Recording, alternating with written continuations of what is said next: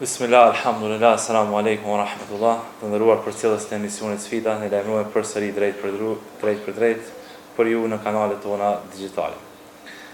Kemi filluar siç kemi lajmëruar më herët në seri për Ramazanin, për ndryshimin. Sot si temë është unë mundem dhe ja dal. Shumë nga ne i krijojmë vetes paradigma në mendime dhe barriera në veprime, ende pa ja filluar disa gjëra dhe disa punë. Tregohet një për një elefant se ne kishim sjell në një kop zoologjik dhe kishin lidhur me disa hekur të fortë që nuk mund të dilte prej aty. Sa herë tentonte, e shete që është i lidhur dhe veç filloi ta ndalte reagimin. Shkoi një javë, 2 javë dhe u bën muj dhe ai kuptoi që është i lidhur dhe nuk mund të dalë. Pastaj janë ndryshuar ato me një tel pak më të hollë, edhe njerëzit që dinë si ka mundësi ky elefant i egër të mos dalë prej këtij kafazi, edhe pse është i lidhur shumë lehtë. Atëherë edhe ne ai si duket ja kish bëu vetes mendim që kjo unë nuk mund dal prej këtij. Edhe ne shpesh herë vetes tonë i shkaktojmë kësi paradigma në mendime, duke e programuar dhe shablonizuar se ne nuk mund dalim jashtë një kuadri të caktuar social. Pra, sfida jona sot është unë mund dhe mund ja dal. Jemi me Hoxhën Beker Alimit, cili t'i urojmë mirëseardhje. Hoxhë, mirë se vjen. Mirë se kemi gjetë, falenderojmë Allahun e Madh, Zotin e Arshit të Madh për ta të mira që na ka dhënë, edhe që na mundson që të takohemi me këtë emision me dëgjuesit e Radio Pendimit dhe ata që përcjellin pasaj nëpërmes kanaleve të audionorit. Gati java e tretë që ne mbajmë emision muaj Ramazan. Çish po kalon me Ramazan, se kjo tema jonë në farforme ku diskutojmë me njerëz, po thonë 15 ditë e para ishte shumë fllad dhe mësuam veten. Thash edhe nëse bëhet 50 s'është problem.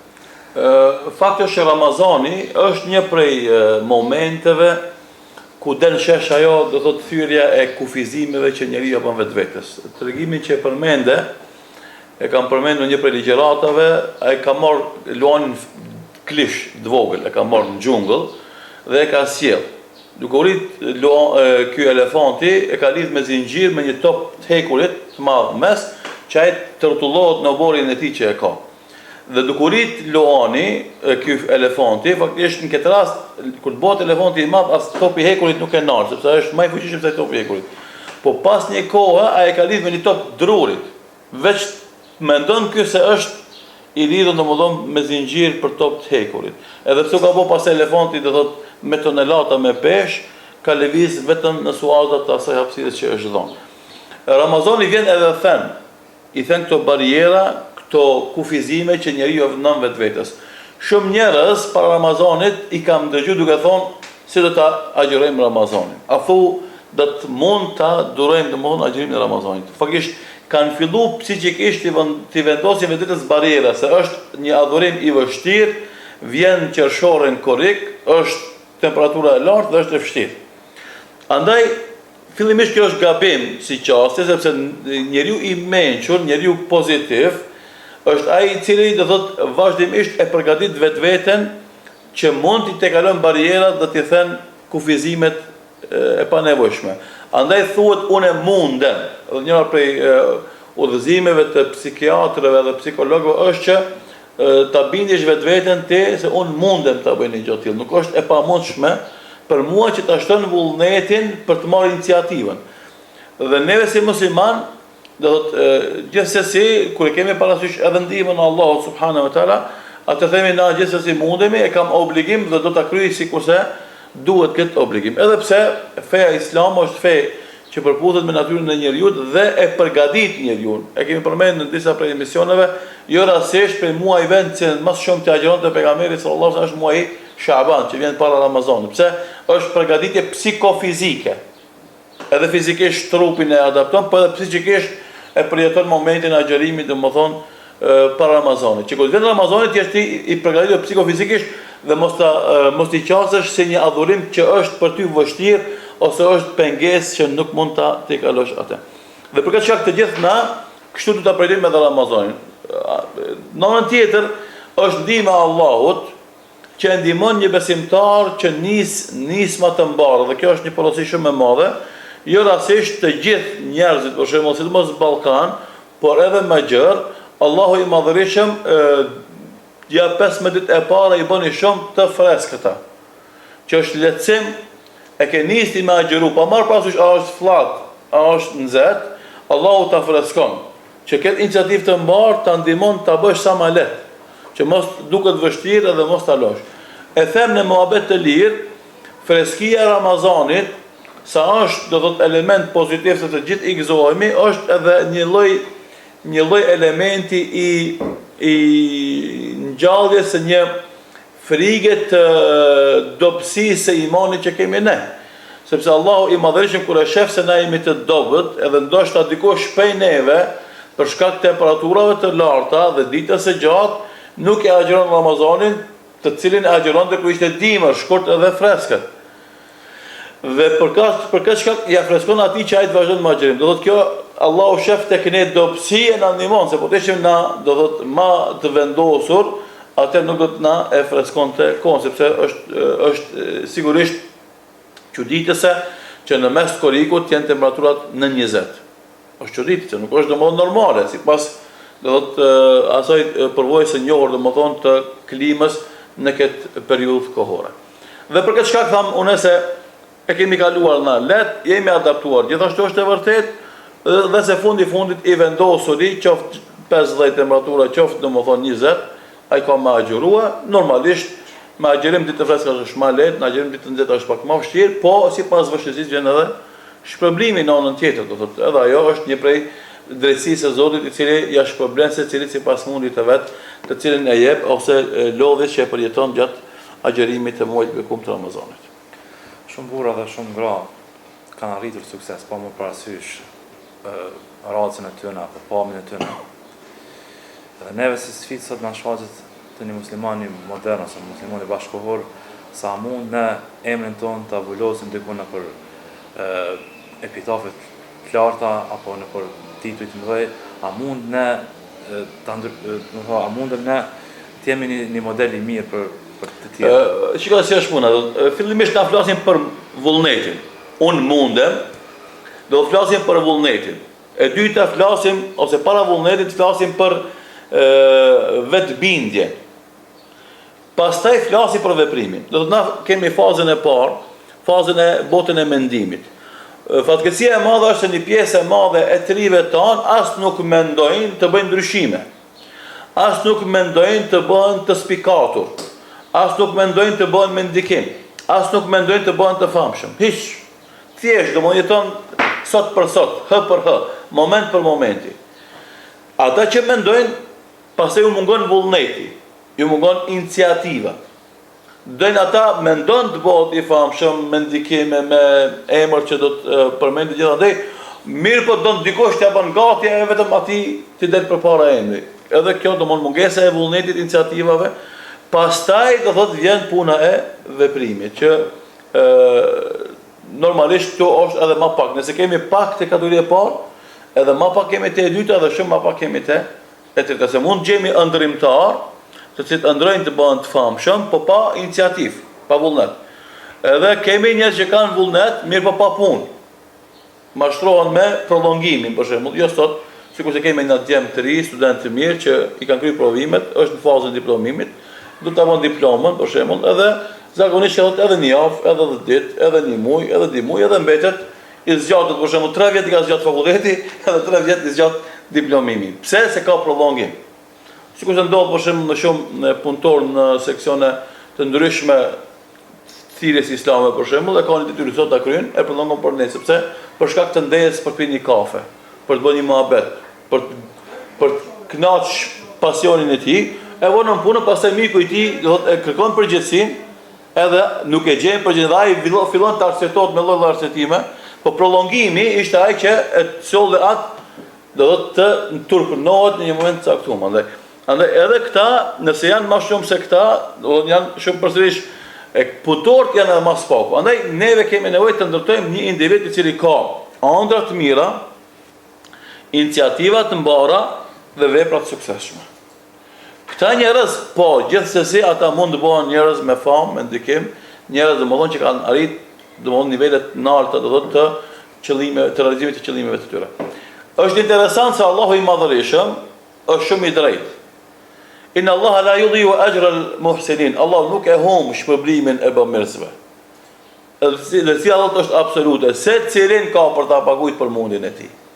Biles çash është precize, wa man ya'mal mithqala dharratin khayran yara, kushdo që bën sa një grimc atomi prej të mirave ka për ta pa ai vet.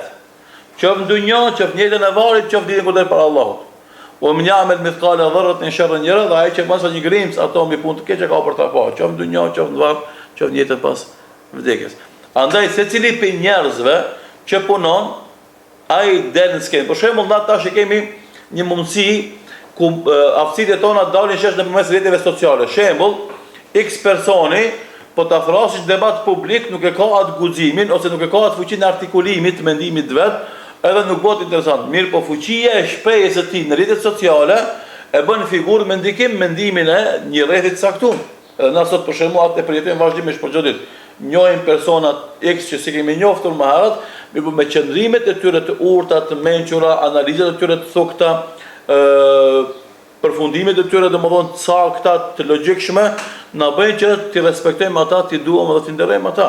Që nesër për shembull ti kesh pjesë jetës tonë domosdoshmë intelektuale në kuptimin ose të veprimit. Që tregon domosdoshmë se Allahu xhallahu secilin që punon, edhe atë që punon pas do të perdës e ekraneve të kompjuterave, të cilët ti ndoshta jetën fizike ose reale s'mund ta shohësh asnjëherë, mirë pse ai mori guximin edhe kohën e kaloi duke i shtyp sustet e caktuara për të nxjerrë një mendim të vetin, u shpërblyi mendimi i tij sepse te unë arriti dhe unë tash e vlerësoj atë person edhe pse nuk e njoh fizikisht për një mendim të shprehur të artikuluar në mënyrë shumë të bukur. Kjo është ajo që e them se secili që punon për neve, djalë qoftë apo vajzë, mashkull qoftë apo femër, burr qoftë apo grua, nëse punon në lëminë e vet dhe jep mund mbi normalen që japin të tjerët, ai ka më u spikat dhe ka më dallu për të tjerëve dhe normalisht do të jetë një shembull i mirë pastaj për të ose model që sigurisht e përmendet që të njeriu të suksesshëm. Dhe kjo është rregull. Allah nuk e drejtësia e Allahut është absolute, edhe domethënë gjykimi i Allahut është i drejtë dhe gjithsesi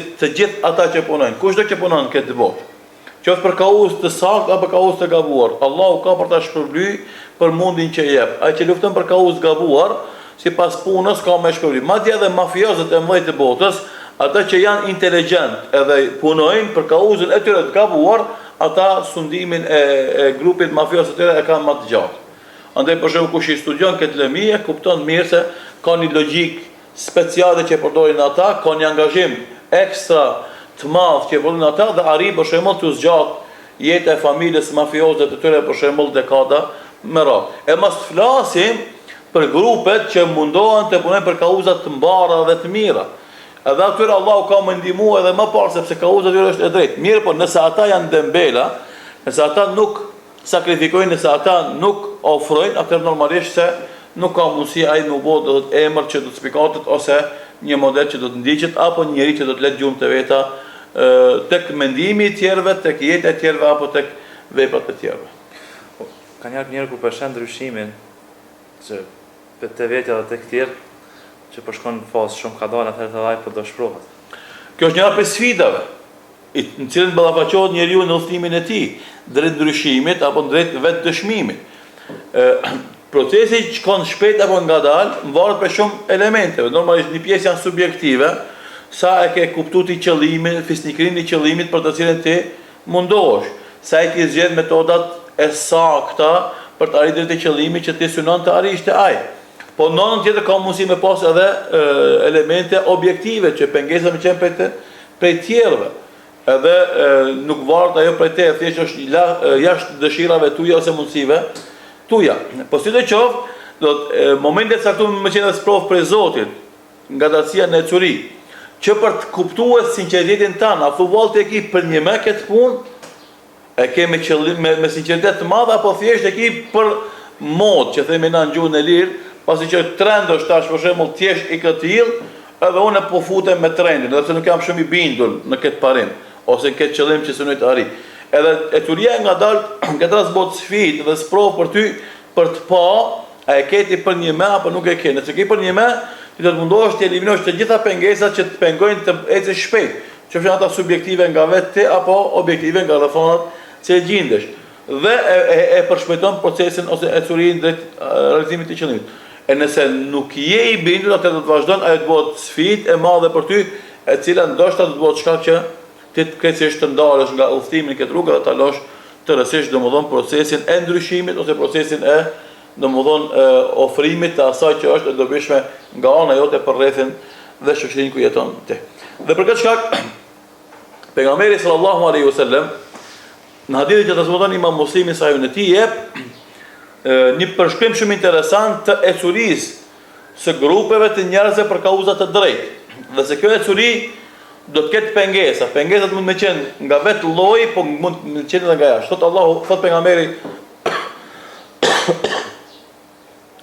Thot pejgamberi sallallahu alaihi wasallam la tazalu ta'ifatun min ummati zahirina 'ala al-haqqi la yadhurruhum man khadhalahum wala man khalafahum hatta ya'ti amru Allahi wa hum 'ala dhalik. Do të vazhdon një grumbull i besimtarëve triumfues me të vërtetën, do të përpiqen për atë vërtetë derisa të triumfojnë, dhe këtë grup nuk e pengon ai që e kundërshton nga jashtë dhe ai që e trajton nga brenda, dhe ata do të vazhdojnë në këtë rrugë të triumfit me të vërtetën derisa të vend vendimi i Allahut xhallahu, ajo është kiameti. Kështu që ky hadith përshkruan do thotë vazhdimisht procesi i udhëtimit drejt realizimit të qëllimit është proces i vazhdueshëm. Në rrafshin individual secili e udhëton këtë rrugë derisa të jetë gjallë dhe i përfundon udhëtimin me vdekjen e tij. Si kolektiv, si tërësi, vazhdon procesi derisa të realizohet qëllimi që njerëzit janë adhurues të Allahut dhe nënshtrues madhnisë së tij. Në këtë botë që pastaj normalisht të fitojnë edhe shpërblimet prej tij me xhenet në jetën pas vdekjes. Dhe kjo ecuri është e vazhdueshme, nuk ka stacion të pushimit, nuk ka pushim veror, nuk ka vikend javor, nuk ka pensionim në këtë rrugë. Domthonë, kjo është shumë më e rëndësishme, e kam theksuar edhe në për të tjera, shumë më e rëndësishme me kuptuar shumë prej neve, unë ti, ai tjetri na, që do thotë kjo është kush është fut në këtë rrugë të jetës, do të di se s'ka momente pushimi, edhe në momente të lodhjes, u lodha shumë, u raskapita shumë, du pushim, deri kur unë kam qenë të muhabete që i bëjnë një pjesë, domethënë e njerëzve që s'kan kuptuar natyrën e këtij rrugtimi dhe këtij udhëtimi, ballafaqohemi në vazhdimisht me të. Ecuria jonë drejt Zotit është e detyrueshme. Secili prej neve çdo ditë që kalon plaket, edhe çdo ditë që kalon më shumë i afrohet vdekjes. Kështu që ajo ditë që iku, ajo më nuk kthehet mbrapa. Andaj logjika e muslimanit është që parashohet pyetja me çfarë vepra të mira ka mbush, me çfarë kapitali e ka mbush atë ditë që ka ik. Andaj momenti që ti e kalon dëfrim, muslimani i mençur për shembull e kalon me familjen, kuptimin e bamirësisë dhe prindërve shembull. Edhe atë moment të pauzës e shëndron në avancim edhe sukses, këtë rast avancim të raporteve familjare. Ose del për shembull me miq dhe dashamir e avancon raportin e tij shoqëror ose miqësor me rrethin. Kështu që të gjitha stacionet e jetës që i kalon ai mundohet të shndron në përfitime shpirtërore qofshin ato ose psiqike qofshin ato ose domethënë emocionale, pa marrë parasysh.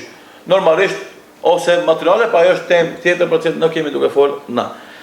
Dhe për këtë shkak, pasi që është udhëtimi i detyrueshëm, atëherë është nuk ka kohë pushimi, nuk ka kohë vikendi ose kohë domethënë pushimi vjetor ose kohë të pensionimit, më thonë që unë deri tash isha besimtar, i krija obligimet ndaj Zotit, tash më kam dalë pension edhe nuk se derisa ti je gjallë, kjo obligim të adhurosh Allahun. Andaj edhe si tërësina vazhdimisht duhet të mundohemi të gjitha ofertat, mundësitë, shanset që na jipen të shfrytëzojmë maksimalisht për t'i afruar njerëzit te Zoti, e për t'i bërë njerëz që adhurojnë Allahun dhe madhninë e tij dhe madhnisë së tij në shton, dhe me këtë normalisht fitojmë një kënaqësi shpirtërore e cila pastaj bot energji shtesë pozitive për të vazhduar domosdoshmë ecurinë me tempo edhe më të shpejtë se sa që e kemi deri më sot. Ju përshtatet me atë fjalën se çdo njeriu dita e Zotit 24 orë, ajo çfarë bën gjatë tyre 24 orë determinon gjithçka tjetër. Sigurisht, do mund dita për secilin është 24 orë, dje parallelisht e 61 sekond minuta domethënë që pat një korrigjim kohor. Fakti është do thotë se për të gjithë ora dita është 24 orë. Dhe veprat që i bëjmë në të 24 orë japin vlerën të 24 orësh. Për dikën këtë 24 orësh e bëjnë 1 milion euro ose e bëjnë 1 miliard euro, për dikën domosdoshmë 24 orësh veç i harxhon 100 euro, ose harxhon 10 euro, ose harxhon 5 euro dhe ditës, ja harxhon. Tjetër t'ja sjell 1 milion ose 100 milion ose 1 miliard, tjetër t'ja harxhon domosdoshmë. Kjo është prej qasjes që e bëjmë na, domosdoshmë veprave ose kohës që kemi disponim dhe me çka e mbushim atë. Kjo është mëse e vërtet dhe fatkeqësia e madhe është që njerëzit kanë kohë për të humbë. Edhe kjo është njihet si jargon, si shprehje, hajde të humbim pak kohën. Të rim bashkë do mund bëjmë mohabet të humbim kohë. Koha është shumë me vlerë dhe me çmim që është e palogjikshme, është për paradokseve që përdoret, domethënë të humbim kohën. Pse se ky vjen hajde të humbim 100 euro për shembull. Hajde të humbim për shembull si më thon 1 kilogram ari ose edhe pse ka vlerë edhe më shumë se kjo, po a ka logjik më thon hajde të humbim 100 euro, s'ka logjik, as kush nuk e thot. Mirë po, ki njerëz që thonë hajde të humbim kohën. Pse se koha për të nuk ka vlerë, realisht koha është sikur se kemi thonë edhe në mësimet tjera, është infrastruktura e veprave të mira që na i bëjmë. Nëse nuk ka kohë, ti s'mund të bësh vepra të mira. Andaj prej dëshirave të para që kam i pas njeriu pas vdekjes kam qenë kthe prap. Të jetoj edhe pak të bëj vepra të mira, sepse unë pasi të kaloj nga kjo jetë një tjetër, atë s'kam çka bëj, sepse aty është bota e shpërblimeve dhe ndëshkimeve, jo bota e veprave. Bota e veprave është këtu, në këtë botë. Andaj është e pa kuptim, e pa logjikshme ajo që ndodh me të ritët tonë. Mundohen këtu të dëfrejnë të kënaqen, e atje çka do të bëjnë? Atje çka, atë të punosh atje, s'mund të punosh ti. Andaj puno këtu, që të kënaqesh atje, kjo si vjen, për shembull grupet të qartë tonë. Kur shkojnë në gurbet, atje të kënaqen, që kur të vinë për shembull në lidhje të punojnë. A ka logjikë? Nuk ka logjik. Edhe askush nuk e bën. Pse se ti edhe me desh me punu të na s'ka punë, po edhe se ka punë i marr 200 euro, 300 euro. Kështu likesh në është më mirë në punë atje ku i marr 2000 e 3000 euro.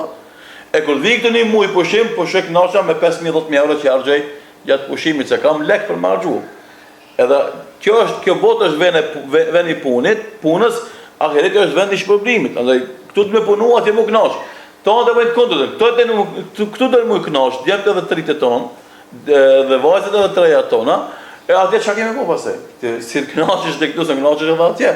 Po me punu atje s'ka, edhe me desh, që edhe se punon, nuk është mejdan i punës, kështu që kemi meti shumë keq, pra që ta shfrytëzojmë kohën që kemi në disponim, secili nga nesh, që nga fëmijëria, e pastaj do të na letot. Për shembull, një shembull nga jeta e shkollës edhe nga jeta e fesë. Nëse një fëmijë shkollën fillore mëson me rregull, për shembull se fëmia si fëmijë ka nevojë për të losë, për të dëfri, për të argëtuar. Thjesht me shok, vrapo lart, vrapo poshtë, janë veprime ndoshta për ne prindërit edhe të mëdhej të palogjikshme. Çka ka fëmia vrapo pi qosh e qosh. Nuk ka ndaj logjik veprimi i tij. Mirë, po është ajo pasion i lozjes, i dëfrimit që e ka fëmia.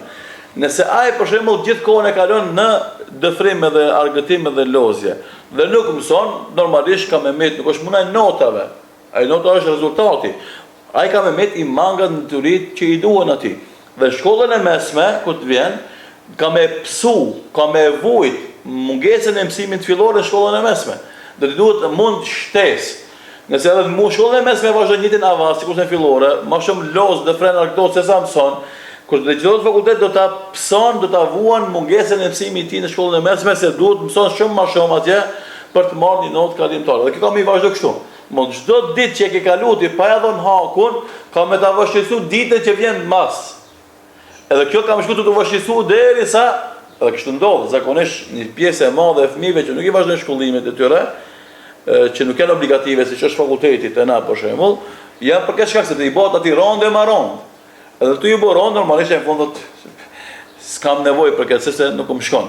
Nuk është që nuk shkon, se po të ishe ti i vëmendshëm në shkollën fillore, klasën e parë, edhe të filloje t'ja jepsh shkollës aq sa duhet, ta shfrytëzosh kohën dhe të frimit të argëtimit aq sa meriton, ti dal nga të gjitha vështirësitë do të kaloje, edhe kur ta përfundoje vitin e 9, klasën e 9, do të isha aq i përgatitur që vitin e parë me kaloj shumë lehtë. Pastaj se e shfrytëzon vitin e parë shkollë mesme me këtë logjik, kur ta kryesh vitin e tretë apo të katërt, do të jetë njëjtë, domethënë do të marrësh aq turista që ta leton shumë vitin e parë fakultet e kështu.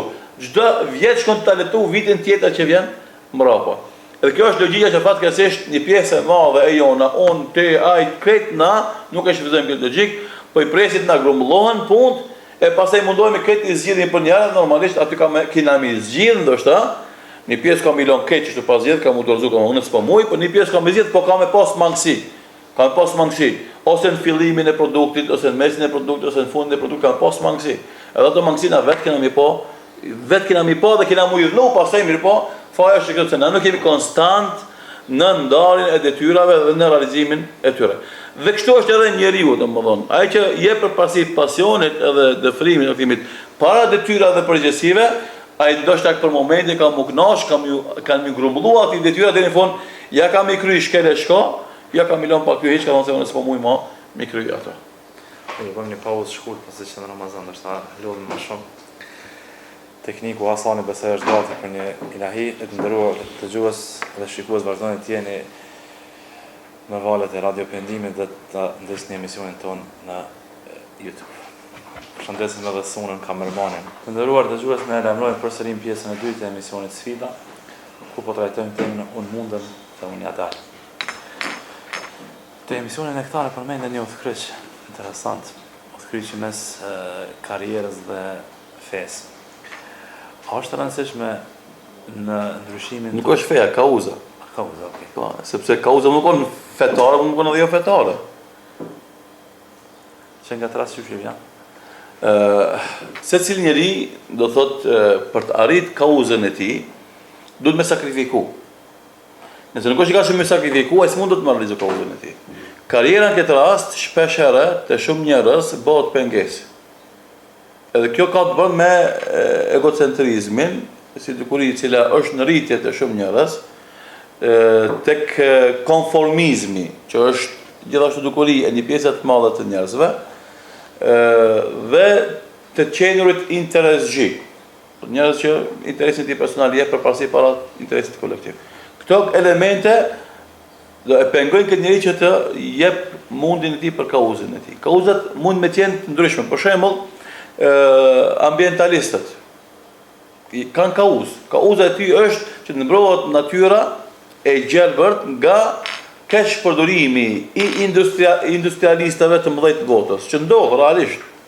Për shembull, zhdukja e xhungullave të mëdha në Amerikën Veriore, shndrimi në xhungullat betonit, është më bet moti që bëhet në Amerikë, nuk është sot që bëhet.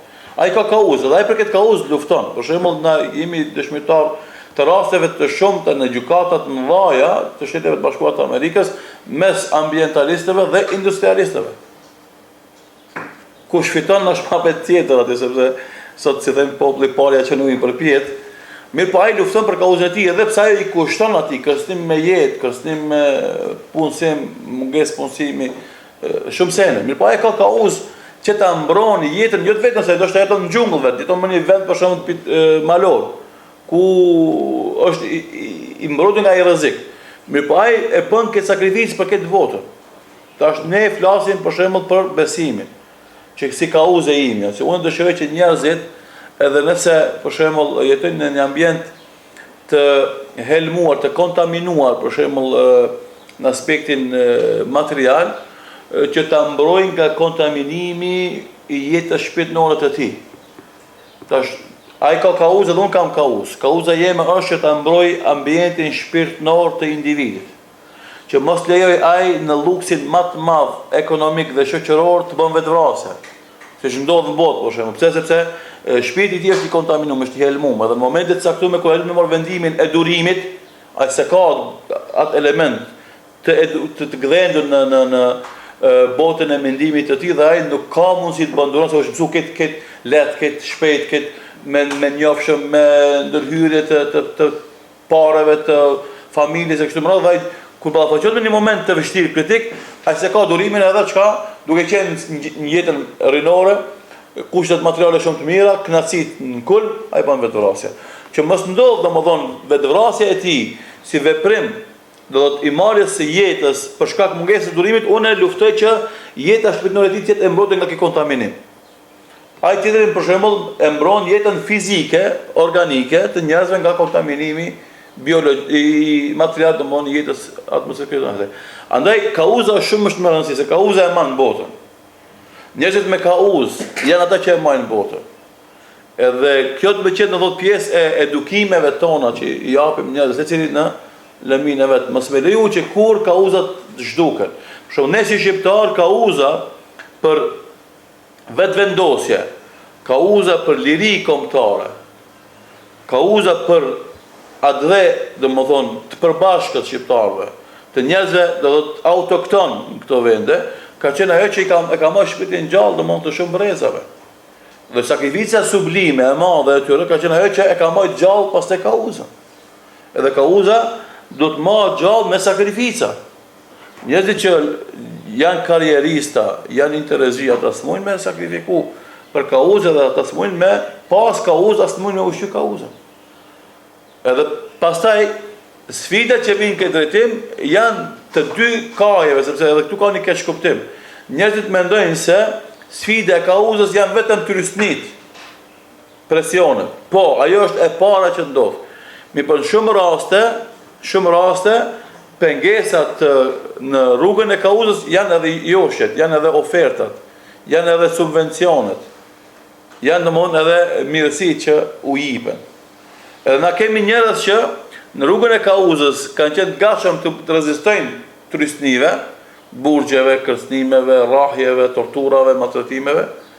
Mirë po, në rrugtimin e tij për realizimin total kauzës, armiku e ka pasë kjo, nuk i ka thyer ata, u ka ofru diçka tjetër, u ka ofru mirëqenie ekonomike materiale. Dhe kjo i theu ata, e shohim na realisht.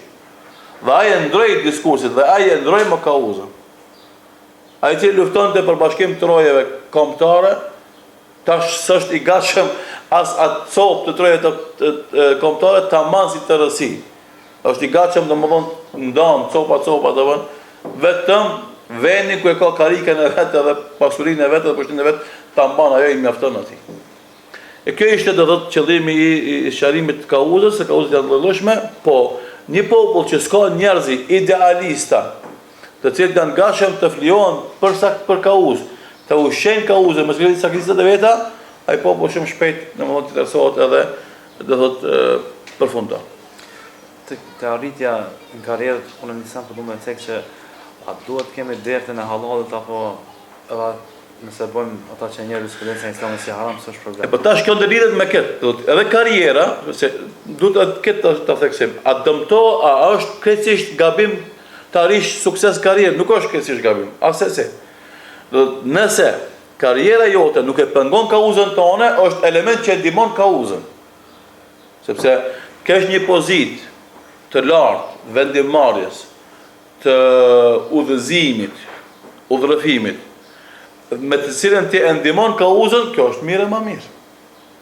Edhe kështu kanë menduar shumica e njerëzve që kanë luftuar për kauzën kombëtare, kanë menduar se ku ta marrin pushtetin, do t'u lehtësojnë shokëve të kauzës punën për kauzë. Mirë, por kjo nuk ndodhi.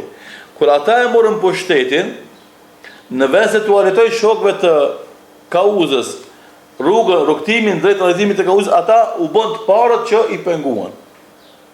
Të parët që i vonuan procesit, për shembull, të drejtat e invalidëve të luftës, të drejtat e familjeve të dëshmorëve, domethënë të drejtat e veteranëve të luftës, sikur se dim na, për shembull, për 99 deri 2015, 16 vjet u bën derisa u pru ligji për evidentim të veteranëve, invalidëve kështu me radhë dëshmorëve. Që tregon se 16 vjet e ke privuti nga kjo e drejt.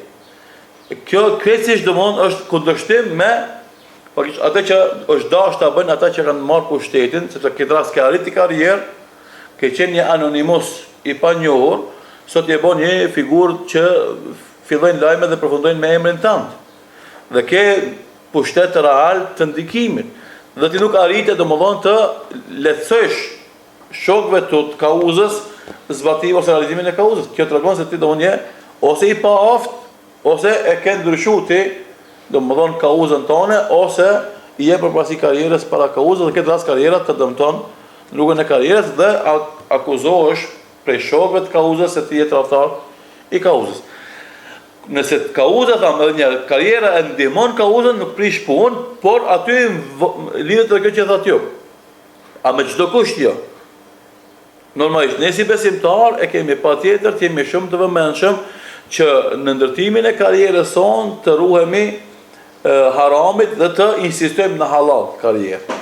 Kuptimin e meritokracisë, kuptimin e pozitës ku jeti, a vjen ndesh me parimet tuaja fetare apo nuk vjen ndesh, edhe sa ke ti fuqi për shembull për ta ndryshuar një të keqe, aty ku gjendesh në mënyrë etapore, edhe sa nuk e ke atë fuqi. Për shembull të ndodh që një ministër i cili domethënë ka pas një ngritje fetare para se me qenë ministër, para se më fut në jetën politike, dhe me fut në jetën politike ka ra, do të thotë fetarizmi i tij, doza e fetarizmit të tij, frika nga Zoti, jo nga njerëzit.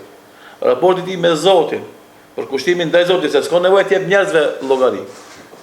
Për punën e besimit, mjafton të jep llogari Zotit vet. Sepse shpesh kjo kur ti fillosh të më kritiku përgjithësisht thotë kjo është mes meje dhe Zotit, aty jep llogari. Fakt, na atë kërkojmë, ti ta kontrollosh llogaridhënien me Zotin tan, neve s'ki nevojë që na jep llogari. Nuk ki obligim ndaj neve të na jap llogari për fetarizmin tan. Neve ne jep llogari për pozitën ministrore, sepse ajo është post publik dhe atë ke fituar me vota, dhe ti do të japsh llogari votuesve tu, patjetër. A për raportet vetore ke nevojë të japsh llogari Zotit, ama unë kam frikë se ti ke harru këtë mohabet. Ti ke harru këtë pozit. Ti s'e ndal halasje vetmuti me Zotin tan, me thonë o Zot, ku erdha, ku mrina, ku kesh, ku e pata qëllimin me shku. Me menu, a thu vallë, mashtroj shejtani, mashtroj pozita, a mos devijova, mos e ndrova diskursi, a mos lejthita. Kjo shumë është më rëndësishme do ta bëjë secili njeriu dhe pastaj edhe kjo vlen thash tash për mëna ministri si post, po çdo kush që ka një post domethënë që ka ndërtuar si zhvillim të karrierës së tij, duhet ndaret shpesh ta më këtë pyetje, o Zot, a janë të ecë mirë? O Zot, a më afron kjo të te, më largon prej teje? O Zot, një ditë ka me vdek. Ç'kjo gjendje që është, atë kënaq ty apo të hidhron ty? Kur të japsh përgjigjet e sinqerta këtyre pyetjeve, edhe thot vazhdo, shumë mirë je. Dhe thot, jo valla, nalë se si e mirë, atëherë, në bën ndryshime se këto vendime janë shumë të rëndësishme, të cilët ndoshta për momentin duken ti të hidhura dhe të gabuara, mi por na fat gjatë janë vendimet më të sakta që i ndërmerr ti.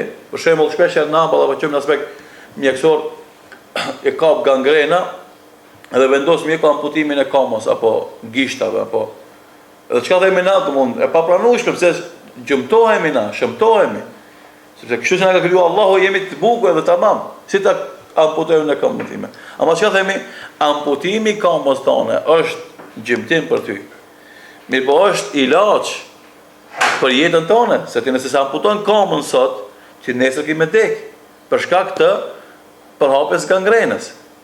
Edhe kështu që këtë rast ky intervenim ka që i dhëmshëm, edhe shpirtnisht edhe fizikisht, është aq jetësor për ty, sa që domosdoshmë nuk ka zgjidhje tjetër.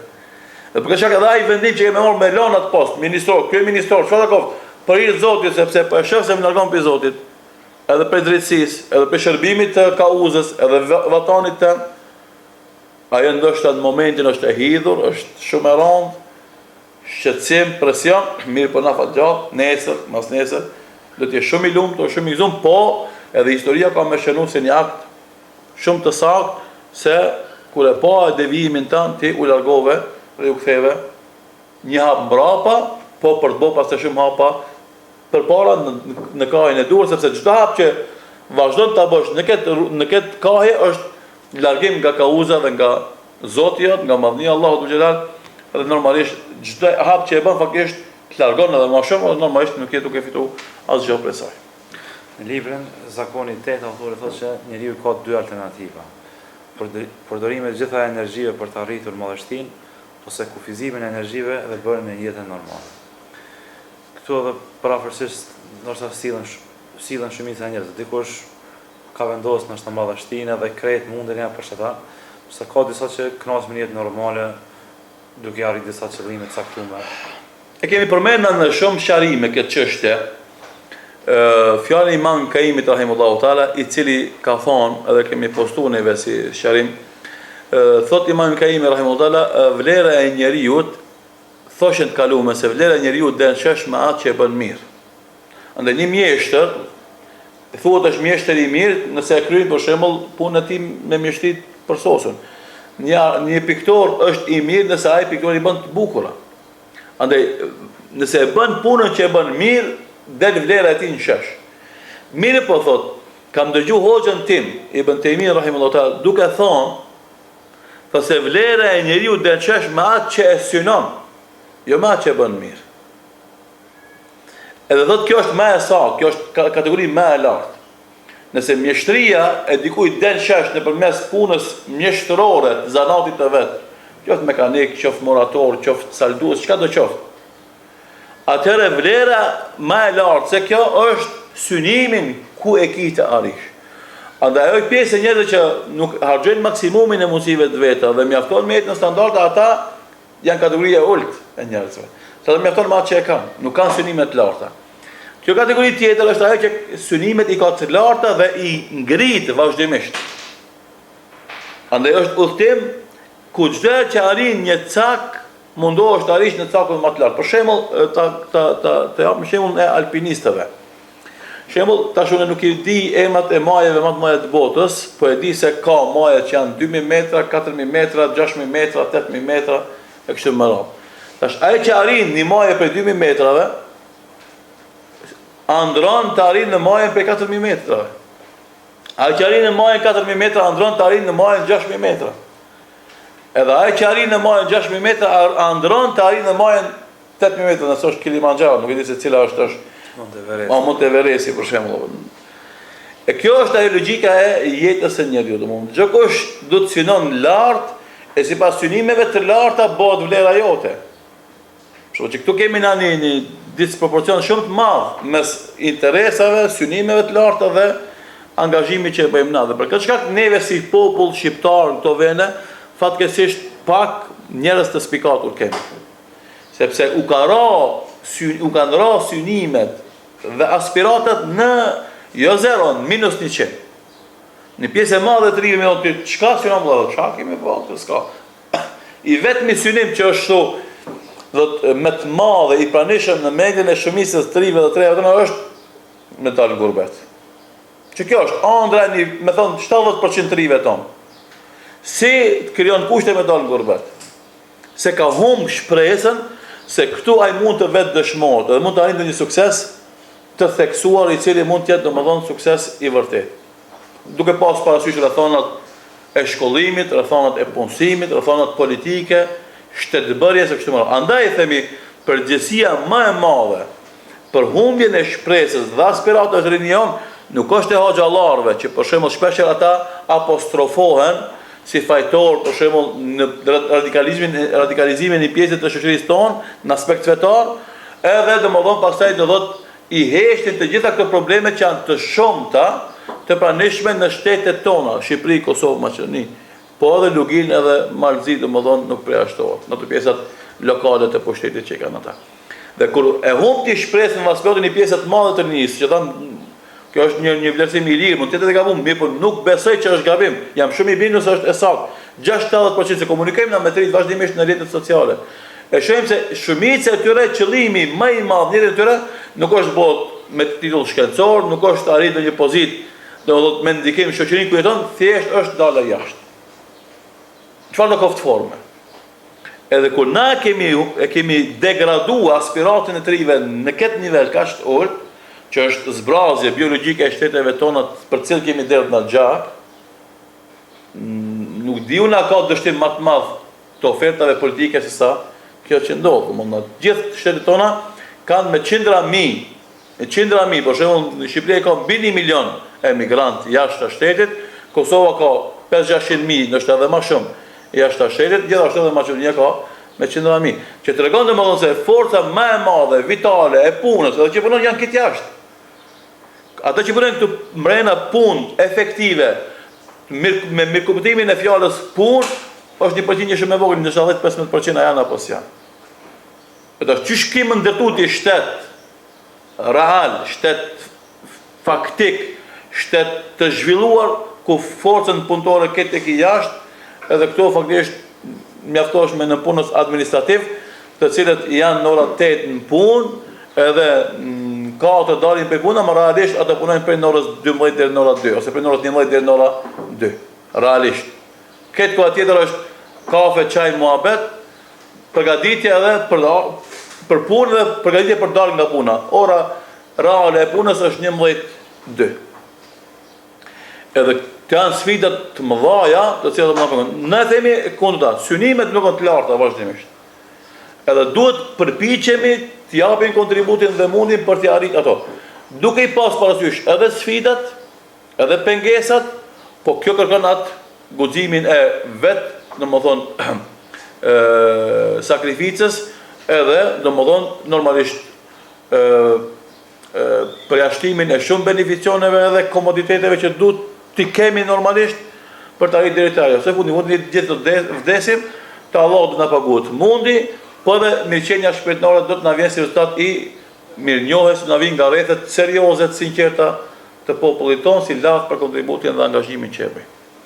Është problem ndoshta në dal pak prej kuadrit social se ne do shkruaj, po na përshkem edhe ka fund. Nuk është vështirë nëse do. Për shembull, të përmendim rastin tanë. Për shembull, ti e ke bën një storje të autostopit.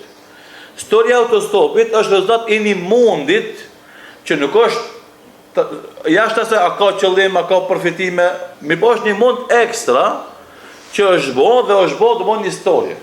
50 e kusur të më dhënë autostopime, është bo një muhabet që përfolet në shumë rrethe. Ka asë rezultat i një mundit. Nuk është të më dhënë asë për të lavdru shumë, asë për të qërtu. Nuk është në esen që ka hapësirë për, po thjesht është një mund, i cili ka rezultu një rezultat caktum, i cili rezultat është imponu të bëhet një storja në vete. Kur do njeriu. Thjesht ka nërë edhe me shaka mund të bëhet njeriu punë. Vetëm i du të vullnet. Problemi është se neve në ka humbë vullneti kryesisht. Edhe kjo du të me kemë beteja jonë, që na të rikthejmë vullnetin të rinja jonë, kthejmë vetë besimin të rinja jonë, dhe të kthejmë aspiratet e larta për të cilat duhet të jemi të gatshëm, sepse na mendojmë se e sosëm luftën në Kosovë, e sosëm luftën në Maqedoni, patëm çka patëm me sakrifiku, me luftu, tash u kri kejt. Realisht na kur gjos kemi bu. Na la shumë, ma shumë punë duhet me bo sa që e bo. Nuk thamë me bo luftë. Mi përna duhet me bo luftë me vetë-vetën tonë, me gabimet tona, me strategjitë e gabuara tonë, duhet me luftu, në kuptimin intelektual të fjalës, kuptimin administrativ të fjalës, kuptimin organizativ të fjalës.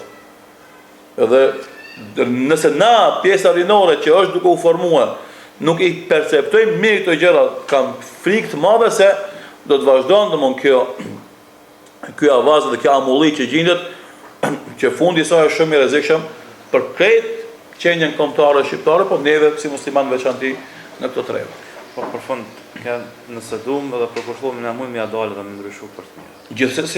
Gjithsesi, se nëse duam dhe veprojmë, Allahu na e paguon mundin me shpërblim e suksesi. Plus na ndihmon në proces. Na ndihmon në proces, se Allahu u ndihmon bamirësve, u ndihmon vepërmirëve, u ndihmon njerëzve me qëllime të mira. Bile të qelën dyrë, tokës edhe të qelit. Dhe kjo është e pa diskutueshme, nuk ka njeri që ka pas vullnet, edhe ka punuar, drejt kauzës e tij, dhe qëllimet e tij, e që s'ka dalë në fund i suksesshëm, që emri i tij mbetet i përmendur vite, dekada dhe shekuj me radhë pas vdekjes së tij.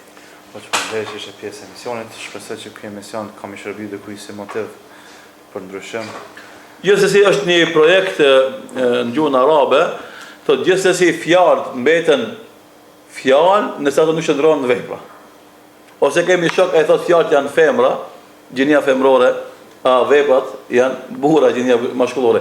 E kështu që fjalët mbeten fjalë nëse nuk shndrohen në projekte pune, ato nuk kanë mundësi mu shndru në ndryshim, po kemi nevojë të fjalë të bartim në zbatim, atëherë bëhet edhe ndryshimi me lejen e Allahut xhallahu. Të nderuar përcjellës të emisionit, këtu e përfundojmë emisionin e radhës. Ju mund të na ndihni në kanalin tonë zyrtar të youtube.com/audionor, po edhe në faqen tonë zyrtare në Facebook, Sfida, ku aty shihet lloga e emisionit, po ashtu edhe emailin kontaktues emisioni sfida@hotmail.com. Deri atëherë ne takohemi javën e ardhshme. Asalamu alaykum wa rahmatullah.